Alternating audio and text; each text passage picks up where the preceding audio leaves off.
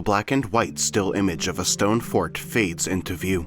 Palm trees stand between the building and a body of water. Zooming out reveals more of the fort.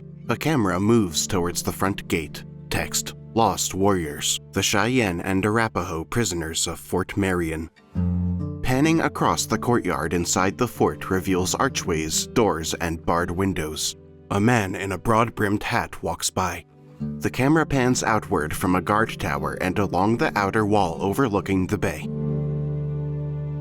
Text: Noreen Starr, Outreach Coordinator. The purpose of doing this project is to bring back the dignity of these gentlemen that were down there, that were taken, that were stolen from here. I know that they're classified as prisoners, but they were captives. Honoring them in both ways, ceremonial, traditionally, and as veterans. Gordon Yellowman, Culture and Heritage. And those chiefs that are down there, they were never given ceremonies, honor, respect. So this is more of a remembrance and honoring as we go down there to pay our respects and be humble and give them dignity and provide those ceremonies for them. Those rituals were never done for them. Max Baer, Tribal History Preservation. It opens up another door for our history. It opens up another story that pertains to our people. Just right here in a Concho or a reservation, the story began here is when they were being left sent to Fort Marion. It started right down here. A close-up on the links of steel chains rattling against each other. Still images of native prisoners posed together wrapped in blankets. Text: Harvey Pratt, Tribal Elder. 33 Cheyenne and one woman and 2 Arapahos.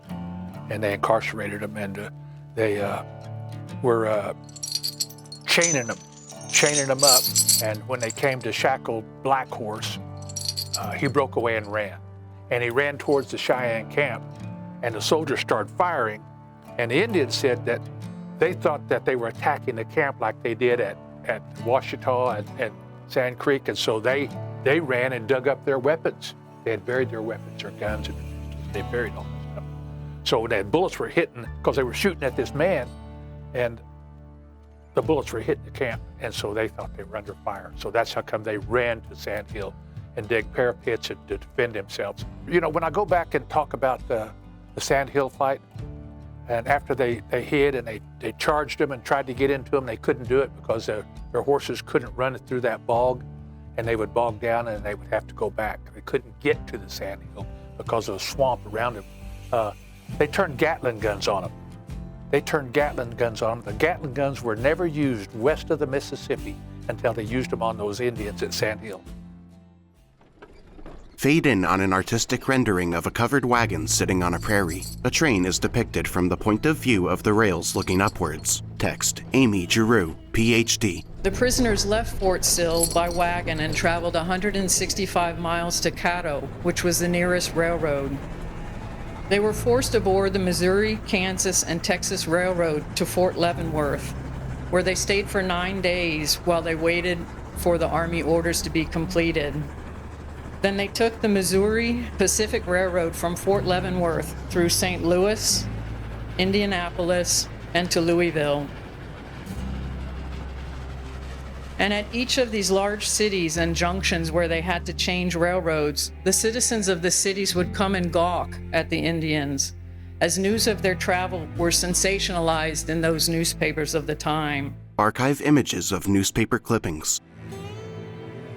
About 5 miles outside of Nashville, Chief Lean Bear attempted suicide by stabbing himself. And when he was found, he attacked 2 soldiers. Lean Bear and the soldiers were left in Nashville for a few days while they received medical attention, and then they continued on to St. Augustine on a different train. The group traveled on through Atlanta, Macon, and Jessup, Georgia, constantly changing rail lines on what must have felt like an endless journey. And in northern Florida, the trip once again turned deadly. At 3 a.m. in the morning, Graybeard jumped out a window of the moving train. His friends among the prisoners had told Lieutenant Pratt that Graybeard should be restrained, but Lieutenant Pratt said Graybeard was doing all right. After he had jumped from the train, Pratt told the soldiers to recapture Graybeard. And they heard the chains and shackles that were on him, and they went back to look for him again and found him and shot him through the back and left him on the side of the railroad with some railroad workers, and they went on to Fort Marion. Instead of taking his body with them, they just left him there. Some of them made it home, some of them didn't. We're here today in memoriam of the ones who didn't make it, and the ones that did. You know, we're thankful and grateful to have had the times that they had left, that they had spent with us there. And so, you know, within this thinking, you know, this individual, he was more or less a war chief. And so at this time, we're going to use this Chief's Memorial Song. And these songs were handed down from us from Sweet Medicine himself. That's how far back these songs go.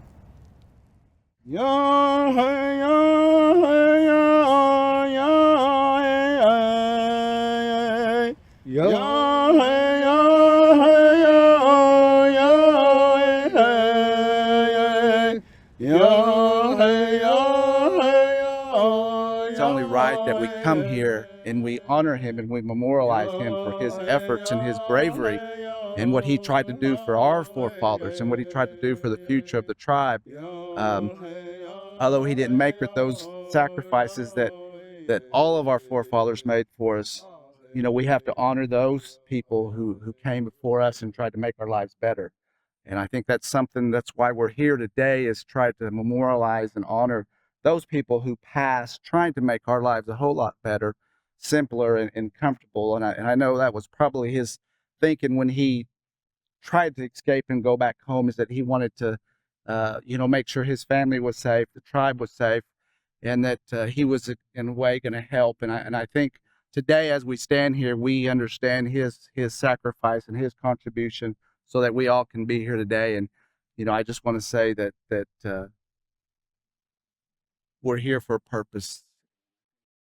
Signed text, Castillo de San Marcos National Monument, National Park Service. Video of St. Augustine streets. Sometimes referred to as the nation's oldest city, St. Augustine, Florida was founded in 1565. And every year, its Old Town district welcomes millions of visitors from all over the country. Here in St. Augustine, one of the largest tourist draws, both historically and physically, is this old fort, built by the Spaniards beginning in 1570, named Castillo de San Marcos.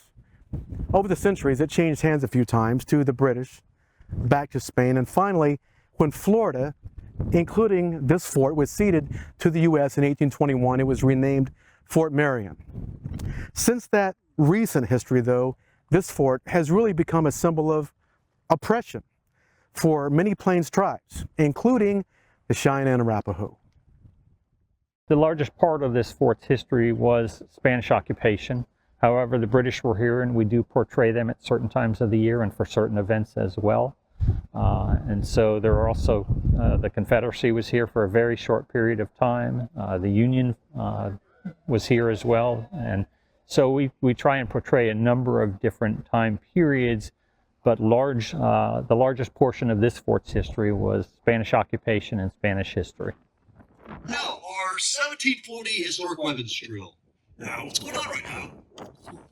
This is the siege warriors in a siege. Whoever starts first loses. Whoever runs out of powder first loses. We do talk about the American period in a variety of ways. The incarcerations of the Plains Indians here, the Seminoles, those are all talked about in various handouts and at various times of the year, as well as some of our interpretive displays that we have here inside the structure. It didn't surprise me that it was a small part. It I was actually pleasantly surprised that they had as much information in regards to Native Americans as they do. So I'm thankful that the National Park Service recognizes the prejudice that was exhibited to the Native Americans at the time. While you were there, did you learn anything about Native American captives there? No, we did not. No. Would it surprise you to know that there were 70 plus prisoners from Oklahoma, Native prisoners brought here by train and kept here for 3 years? Very much of a surprise, yes. Yes, I did not know that. We didn't see anything about that there. So if it's history, I'm a history person. I'd like to know it all. We are reaching out to them, asking for their stories so that we can better tell the entire story as opposed to the pieces of the information that we have from the people that were here, the victors, if you will, who often write history. It's good to get a full view of everyone that was involved, and so through oral traditions and oral information, we can take that, gather it in, and help to have a better picture of the true history of this structure. Text, Moses Edward and Ronald Wesley Starr. You got to learn about the history. You got to understand, and these people that want to acknowledge this place or go down to this place, they need to understand our people was there for the wrong reason or the right reason. It don't matter, but there were deaths there, and they just need to understand. It's a history part. Yeah, for us to see the other part, to understand, like I mentioned earlier before, we just got the information from the white side. I believe during all these 100 years, we got bombarded, but why watch TV and movies was always a savage. We always wanted war, which was not true. We didn't want always war. We're just protecting our land, our rights to, as any sovereign nation would. And so for all these years, we've been kind of got some bad press, and that kind of justifies the almost killing off of our race. I'm not trying to be militant here. I'm just trying to tell you the truth, Palm trees billow in the wind as the fort overlooks the bay. Text, Stephen Roberts. This project that we've been working on with the Cheyenne and Arapaho Tribes of Oklahoma has been 5 years in the works to bring us to where we are today, to help remember this important history and for us to learn from the tribal perspectives of what those imprisonments meant historically, but also what it means today. There was no trial. There's no hearing. And some of them were just standing there to see what was going on. But they were singled out, and you're going. So those are the stories that we are told by our relatives. But when you read it in books, it's different. One of the very first things that happened when they got here was it took them out of their traditional clothing. They cut their hair. Took that away, trying to change their image, their identity, their appearance. You're now in prison. A somber crowd listens to the speaker. And we're going to recognize you as a prisoner. Not a warrior, not a headsman, not a chief, not a Cheyenne, not Arapaho, a prisoner of war. Text, James and Floyd Blackbear, descendants of Howling Wolf and Star. Even the time when they got there at Fort Marion and the time they left, they were never charged with any kind of crime or anything. And that's what, it always bothered me, about that. Why they were locked up and they never were charged, The fact that tribal leaders were brought here to St. Augustine as prisoners is not in question. It's the perspective, though, that matters. Partnering with Flagler College, the Cheyenne and Arapaho Tribes hoped to inspire the students and faculty to see the story in a different context.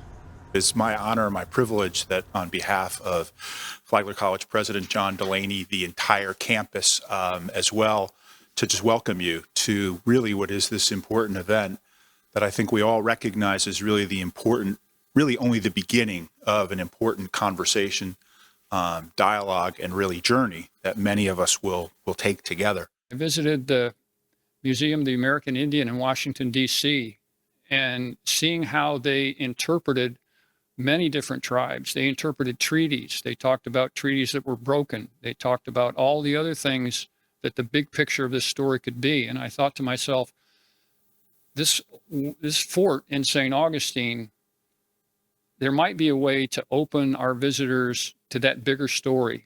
It's not going to be like walking into that museum in Washington, D.C., but if we can engage some tribes, then they can help us tell that story and bring that different perspective. That's really, really important for a variety of reasons. We say when we interpret history, it's important to learn from history so we don't make mistakes over and over again. That's very true. But that perspective is really important, and to try to understand all sides of any point of view is, I think, very important. Gordy came to Oklahoma, and we didn't get too many visitors in the uniform, and we didn't know what he was doing and who he was. And they weren't sure what to make of me, and they asked me very clearly, what is it you really want? He kind of came up with, kind of brought us the story of being down here at Fort Marion, which we always known as Fort Marion. I know everybody calls it the Castillo de San Marcos. And what I really wanted is happening today, a real dialogue with our tribal partners who were here in this fort, who are really the only ones that can tell what that was like, what was behind it. And moving forward, it will help us develop that portal into understanding not just this tribe, but all the other tribes as well. That it's a long process to get there, but we take, like any journey, one step at a time. The Spanish mission-style architecture of Flagler College. I had been here several times previously throughout the years, beginning in 1984, and I just happened to stop by and go, oh, wow, that looks cool. I'm going to stop and look. And then the next time I came by, I was going, so where is Fort Marion? Because I know it's here somewhere in Florida. Where is it at? You know, I still didn't know. Then the next time I came through, which was about 1990, I asked, I said, where is Fort Marion? And I asked the people there at the park, oh, this is it. And I went, what? This is it? I had no idea. My grandparents passed away and never knew that their grandfathers was here. They knew that they were somewhere in Florida, in Fort Marion, but that's all we got. They never knew. They never knew the place. They never knew the space. They never knew here. I had decided when the opportunity came up and when Gordy came, I was in the room, that I wanted to try to do something. I didn't know what, I didn't know how to get there, I didn't know what I was doing. So I'm really grateful that he came, and I'm really grateful that for my boss, the governor, who allows me to do these special projects and these things that are my passion, these things that I love.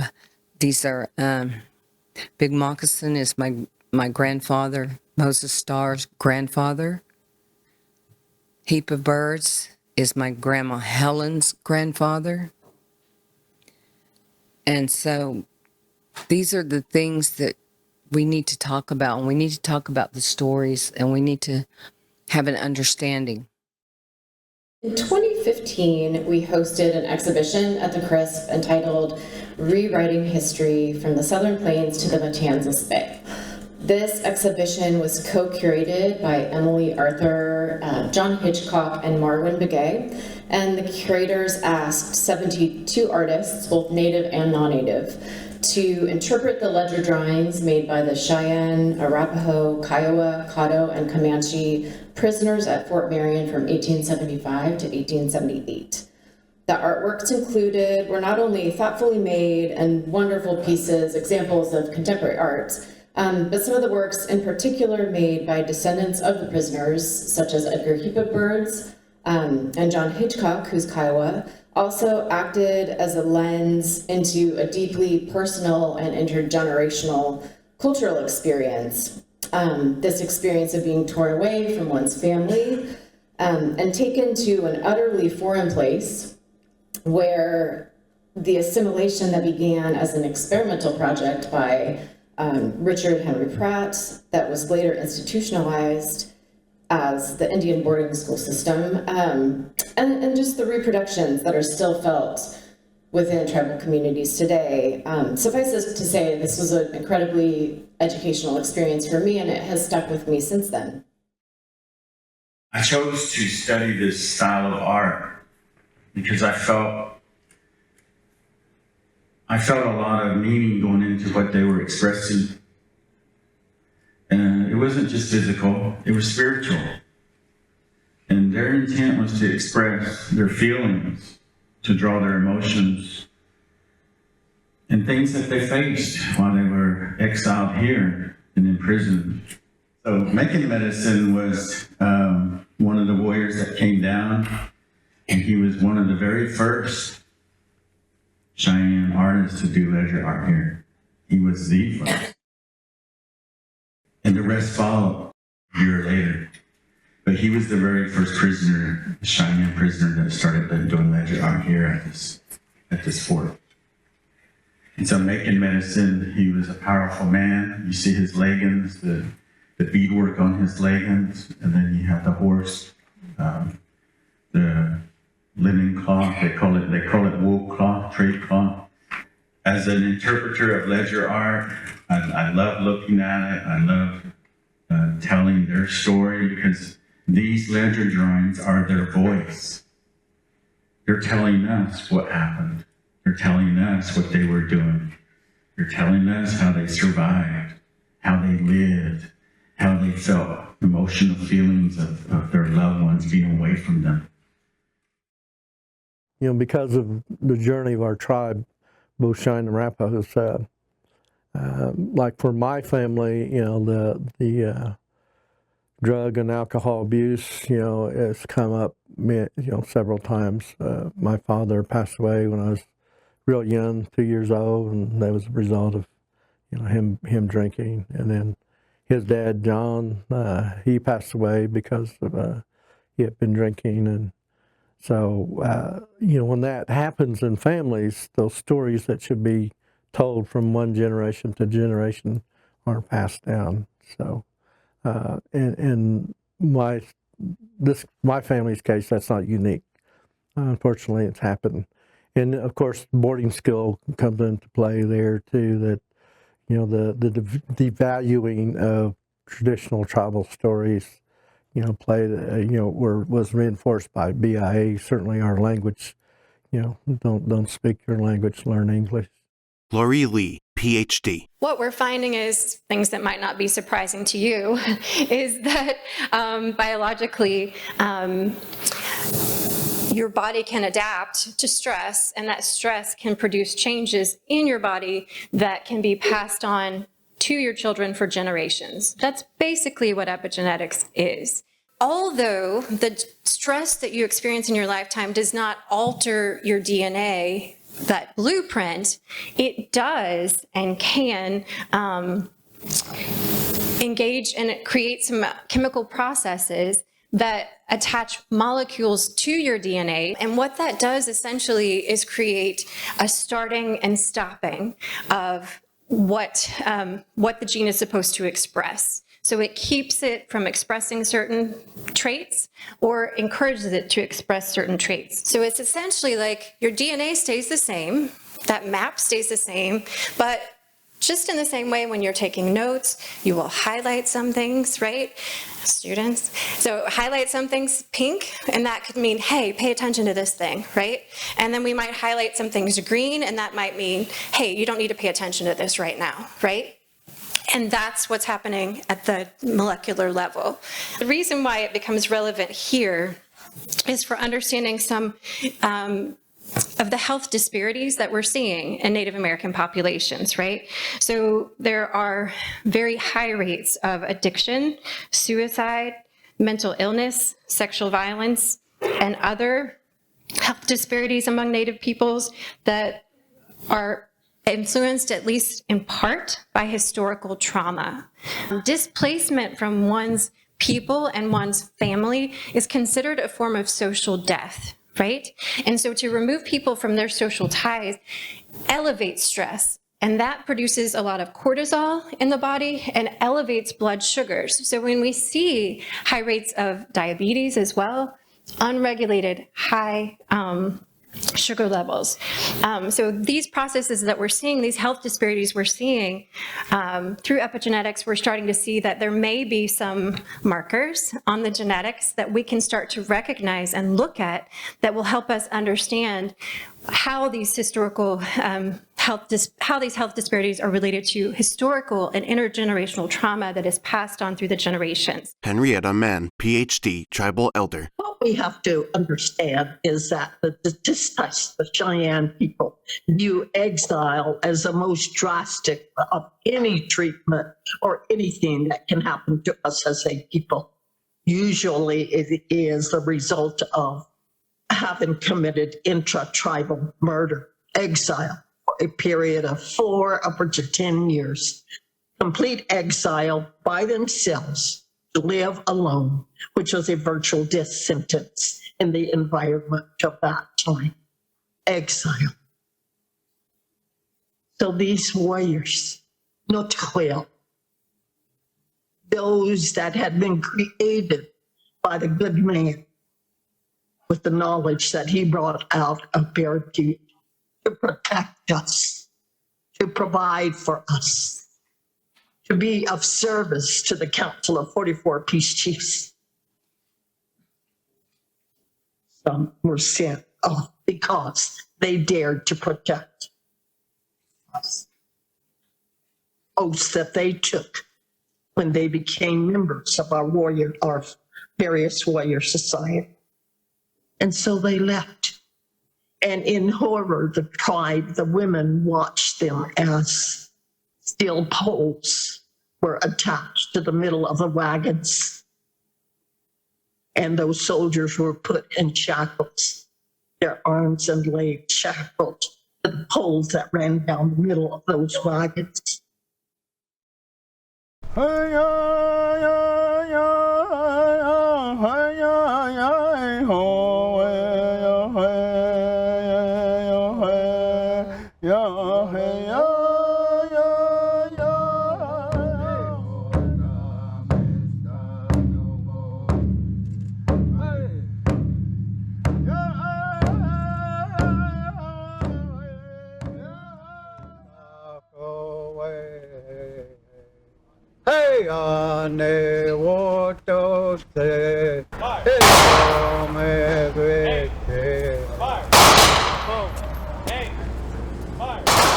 A gravestone at St. Augustine National Cemetery reads, 6 unknown Indians. An American flag is folded and held by a uniformed soldier. 3 other soldiers salute Noreen in accordance with military funeral rites. Text, Castillo de San Marcos, St. Augustine, Florida. A man walks a horse through the entrance to the fort, followed by descendants of the prisoners.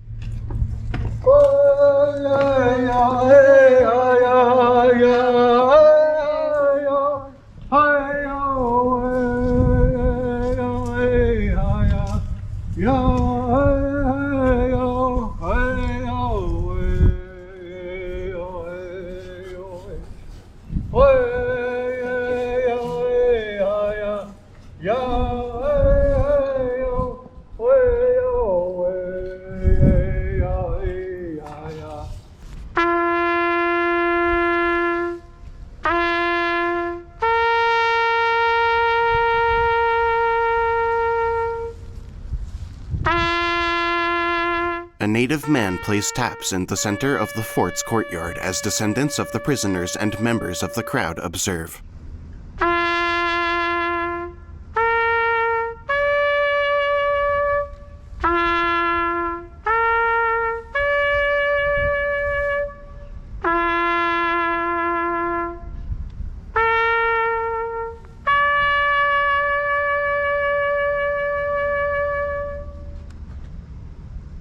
The camera pans to the flagpole. A flag representing the Cheyenne and Arapaho tribes waves over the fort.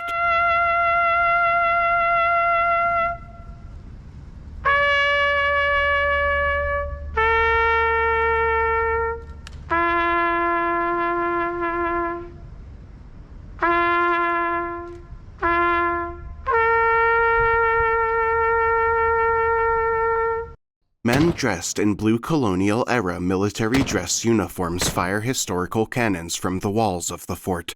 The St. Augustine City Commission hereby proclaims November 2022 as National American Indian Heritage Month and urges all of our citizens to observe this month with appropriate programs, ceremonies, and activities. And I just want to thank you so much for being so welcoming and allowing us to come here and to do the things that we need to do. On behalf of the city, let me present you with a copy of the proclamation and wish you all the best during this time. Thank you. Descendants of the prisoners hold up a city proclamation during the commission meeting. When visiting a park unit, you may see signage that's titled, "We Are Still Here," which tells a small part of the story of tribes that were affiliated to that particular site.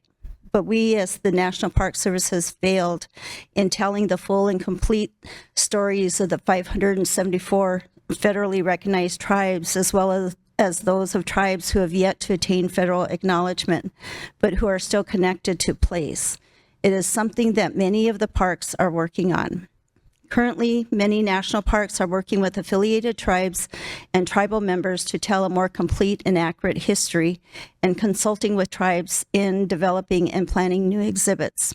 These exhibits will directly incorporate tribal voices, showcase important indigenous connections, encourage visitors to see the parks not only as a beautiful natural setting, but also as a place where Native peoples hold strong historical and contemporary connections. Tina Osceola, Seminole Tribe. We're proudly attending to see and hear what the Cheyenne Arapaho's experiences were here at Fort Marion, because, you know, we were here too. And listening to what your experiences were here, to what Cheyenne and Arapaho went through at Fort Marion, is going to allow us to tell our story in a better way. I think Noreen has just cracked the door open and she's peeking through, because there's so many other tribes that have stories, so many people who have stories, and she's really handing the microphone over to other people. That's the best analogy that I think I can come up with, because that microphone wasn't available to all of us. We were always in the audience. You know, we were window dressing. You know, we were always what was on the poster to invite people, you know, to entice their interest to come hear about it. But we were really never the voices. You know, it was never about our experiences. And for once, it's our story being told. This is being told in the first person for the first time ever. The exterior of the fort. The camera pans down from the tower to show the walls. Every story has more than one side. Many stories have many sides to them. And so we want to make sure that we get a good understanding and give different perspectives on a situation so that we can provide the best information possible to our visitors. And that is, after all, what we're trying to do here, is educate and let people understand the history of this structure. It's not all, wonderful, and it's okay to be able to tell that. We want to be able to tell the full story. We haven't forgotten those who were sent into exile in a totally different culture frame of reference and confined at this prison, the oldest fort in the United States for 3 years, taken from home, taken from family, from all that they knew that was familiar, because you just can't engage in a fight with the United States federal government without someone having to pay for it.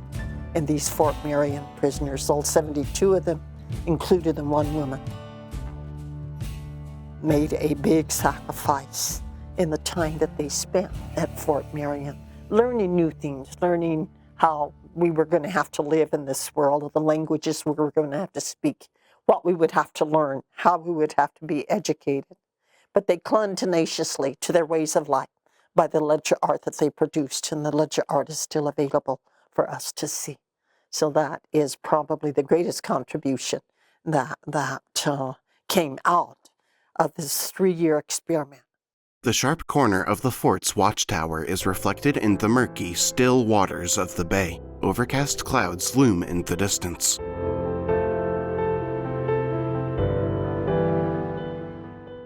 The whole purpose of this is to educate. We want to educate those powers that are down there, the National Parks Service and also Flagler College.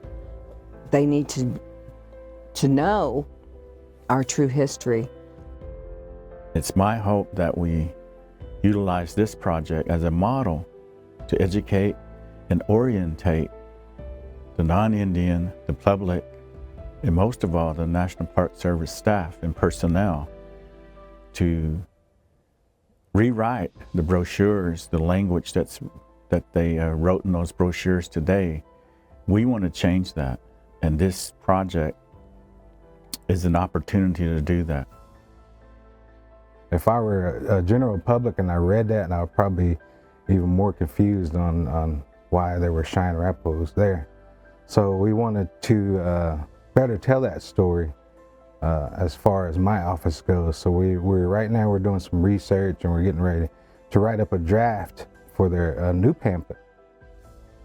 We are still here, and we're here to tell the story. They may not want to hear it, but when it comes to truth and reconciliation, oral history is a big part of that. And we can correct history. We may not change history, but we can correct history. Blurry images of the camera moving through the fort are shown in black and white as credits roll. A list of names of Cheyenne and Arapaho prisoners: Antelope, Bear's Heart, Bear Shield, Big Moccasin, Big Nose, Buffalo Meat, Buzzard, Chief Killer, Coho, Comosiva, Gray Beard, Heap of Birds, Howling Wolf, Lean Bear, Left Hand, Little Chief, Little Medicine, Long Back, Making Medicine, Matches, Medicine Water, Minimac, Mochi, Moco Nieta, Packer, Rising Bull, Roman Nose, Shave Head, Soaring Eagle, Spotted Elk, Squint Eyes, Star, Starving Wolf, White Bear, White Man.